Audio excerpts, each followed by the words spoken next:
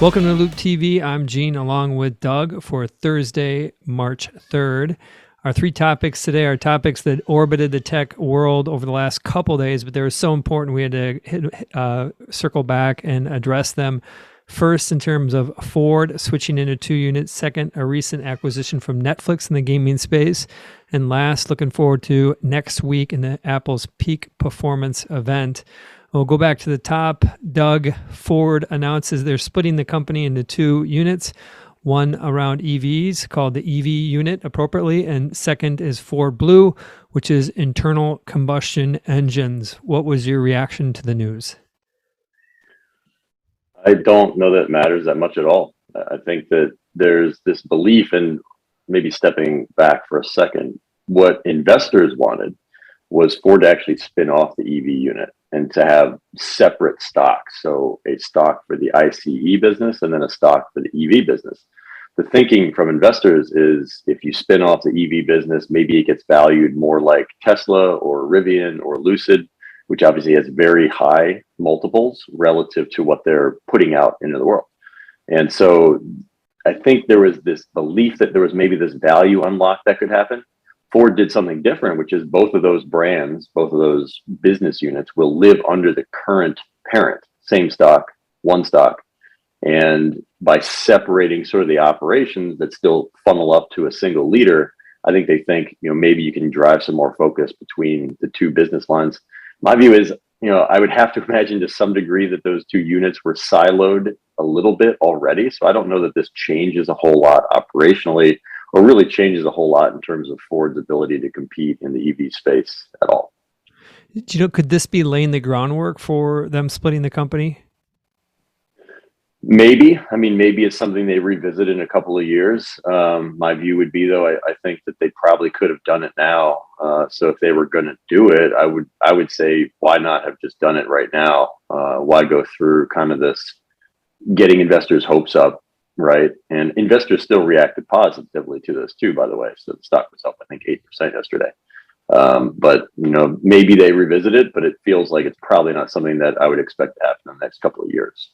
And notably, they did raise their target for the percentage of vehicles they expect in 2030 to be 50% or greater. Before they had 40% or greater. So they had kind of inched up that target. Maybe from just a operational standpoint, it's a big company. Ford's a big company, and in the case of Rivian and Lucid and Tesla, they can just focus on making EVs. Does the ICE business become a long-term distraction for Ford, or is it just such a good business? Yes, it may be some different components to it, but in aggregate, it's all the same. I would probably lean more toward the latter. At the end of the day, you're selling a vehicle to a person. And I think that there are so many similarities, whether it's a gas vehicle or an electric vehicle. We want to think that there's such different products, but really you're selling transportation to a customer. It's a high dollar item. I think there are more similarities than dissimilarities. So I'd leave it at that. But one thing I do think that matters from the ICE perspective is in tech, I think there's this kind of rule that is always important to remember, which is as consumers, especially as people who like technology, we always think things are going to happen faster, transitions happen faster than they actually happen. And so when we talk about, is it 40% or 50% of their total cars being ICEs versus EVs in 10 years, 8 years, whatever the target is, it's just so hard to predict. And I think that the EV transition is going to take time. To think that we're going to be 100% EVs in, less than a decade, I think is not going to happen. I don't even know if we're majority EVs in a decade. I think it's going to be very slower than people think. I think that Ford's target is probably the right target. That's probably going to be the right mix. I think it's an open question whether that's fast enough. The deliveries will tell the story. Speaking of delivering a different experience, Netflix is getting more into gaming. They acquired a game developer last September, have recently acquired another game developer. I think in aggregate, you're looking at, I think they probably spent $150 million on this. They have about $8.2 billion in cash. They've got a similar amount of debt. And when you think about Netflix kind of just moving into gaming, they've outlined this for the past 12 months about the importance of gaming. They've talked about the importance of the metaverse. A question is, does the Netflix brand line up with gaming? Today, no, I don't think it does. But I do think that it lines up with entertainment. And I think that's sort of the angle. And I think that's the opportunity. Whether that means that they bundle something as part of Netflix or create a second brand, they haven't had a good history of that with Quickster. If anybody even remembers what that was, No, what was a decade that ago, that was when they tried to separate the DVD business and the streaming business. Oh, that was they did it for like 2 weeks, then they brought it back together. Infamous, yes. So, and I mean, that's one event, but I think that they probably need to think about what does a gaming brand look like. Wait, remind me what they did with Quickster? They separated the DVD and the streaming businesses. Exactly. They basically just called the DVD business, if I remember correctly, it was Quickster, and it was because they saw that as the legacy operation. They wanted to say, hey, we have two services. You can do the streaming package or you can do the DVD package. And then obviously, as you said, I mean, the brand went over like a lead balloon and didn't work out at all. Yeah. And they kind of retraced very quickly. I was just thinking, was there a parallel to what Ford's doing, splitting? There's no parallel there, but keep rolling. I interrupted.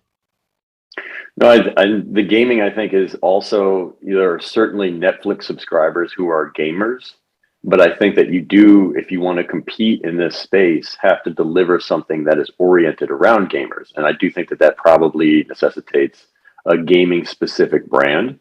And so when you say, is Netflix a gaming brand? I don't think it is, but I do think that they certainly have the minds and certainly the wallets too of a lot of gamers around the world. And there's an opportunity there for them to essentially expand their share of wallet if they can put together a compelling service.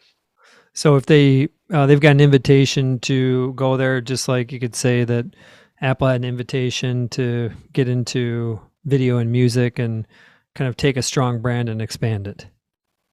I think a lot of companies have the invitation. It's a matter of, can you put together enough content that's compelling to convince someone to pay you $15 a month? So what would it be? You'd play on like your phone or your tablet or you get a controller and play on your TV. That's the could idea. Be. I mean, they could integrate with Apple TV, distribute it through the App Store, an Android app. Potentially, they could find ways to like arcade, basically. Xbox. Yeah, and I don't know that it is necessarily limited to that. I think they could go the console route. It might take some more creativity, and certainly it would take a much higher bar of, hey, what kind of content do we need to deliver? But if they really want to compete, I think they need to do that. To me, Apple Arcade is who cares? It's not that big of a business. Casual gamers just don't spend that much money on games. The big money is in the games that are, at least in my opinion, not even hardcore games, but things that people can sink their teeth into. There's good stuff like, Candy Crush is a great game. Microsoft acquiring the Activision suite will get that. But I think that if you really want to make something worth subscribing to, nobody wants to subscribe to Candy Crush. They want to subscribe to Call of Duty. Mm-hmm. And do you think, would that be kind of the marker you would look to saying whether or not they've achieved it? Because I agree with you, is services like Arcade serve a very small market. Do you think that Netflix needs to kind of shoot for, they've done it in original video content. They've iconic series. Do they need to kind of have that iconic game? I think they do. I think they either need to build it or acquire it. And I think these acquisitions are certainly not acquisitions where they're buying something that is guaranteed to be great IP. I think they're buying potentially that ability to make it themselves. And what's interesting with this most recent acquisition is they worked on a Stranger Things game. And so if you think about the IP that they are creating, for sure, it's got a lot of value. And if you can turn that into a AAA incredible game that people want to play, that's probably their most likely path to success. Do you remember the last hit game on Atari? On Atari, the original Atari? This is Gene Munster era. You weren't even born. It was E.T. I wasn't even E.T. It was a big one. There's a pretty funny backstory to what happened with those E.T.s. They had to get them off the market. I think actually there's a documentary on Netflix that details that. Pretty fun stuff. We're going to wrap with Peak Performance. That's Apple's event coming on March 8th next week. The expectations are that we're going to see an updated iPhone SE, potentially a new iPad Air, and last is one or two new Macs with the new silicon. And I want to focus on the SE piece of this. This is the SE is currently available today. There's an existing SE. There'll be a new version of that. It is at, call it $400 is where that starts. That is at the bottom of Apple's product line. And the product line goes all the way up to the 13 Pro Max, which starts at $1,100. So it's a pretty wide range. If you're curious, Apple no longer gives out ASPs, but yes, Loup still calculates what we believe their ASPs are, and it's about $730 per phone. So this is the SE kind of serves a purpose, and I'm curious from your perspective. This obviously it's not the September event. They're not positioning it as such, but should investor care about the SE? I don't think so. I think that Apple has always done one thing really well, which is own the high-end device and find ways to make the high-end accessible to a broader market than I think anybody ever thought they could, through payment plans and carrier financing originally. And so, I mean, they've done lower cost phones before and they never really move the needle. And so for me, I think it makes sense for them to try this, but I don't think it really matters all that much from a stock perspective. Yeah, I've been wrong in the past. When they originally came out with the SE, I thought that would move their market share. It's been stubborn globally at about 18, 19%. It has been fractionally moving higher. This isn't going to move the needle in terms of adoption, but I think it is a logical way to get people into the product lineup and try to sell them services and maybe eventually a more expensive phone. My biggest takeaway around Peak Performance was less about the products and more just the fact that they continue to do these events. And there is, from my perspective, we're talking about it in part because of our history around Apple. I think that they will garner a fair amount of attention. It probably is diminishing as they do more of these events, but they still do a great job, better than any tech company in terms of making their own weather. And they continue to do that. And separately is just kind of overstating the obvious, is that their product development has been pretty impressive. They had 7 new products in the fall, 7 new hardware products in the fall. Now they're probably going to follow it up with, if you consider the Max 1 product, there'll probably be 3 new products. They're reversions, updates to existing products. But, despite all this for the last 2 years, that's what's really has stuck out to me.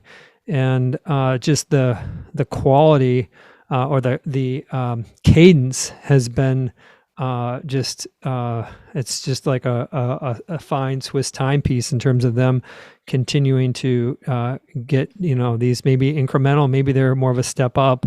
I think it's just they're getting things out. I think that's why the stock has been holding in here. I think investors sleep well knowing at night that despite everything that's going on in the world over the last few years, Apple finds a way to get it done. Just because I've been following this for a long time and I'm older, I'm going to take the final word on that if you're okay, Doug. Okay. Love it. On behalf of Doug, Gene, Loup TV, bye for now.